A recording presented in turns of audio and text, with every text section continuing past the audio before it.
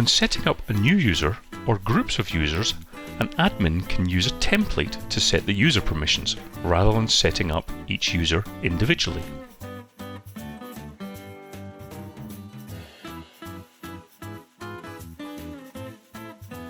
Templates can be applied to individual or multiple users.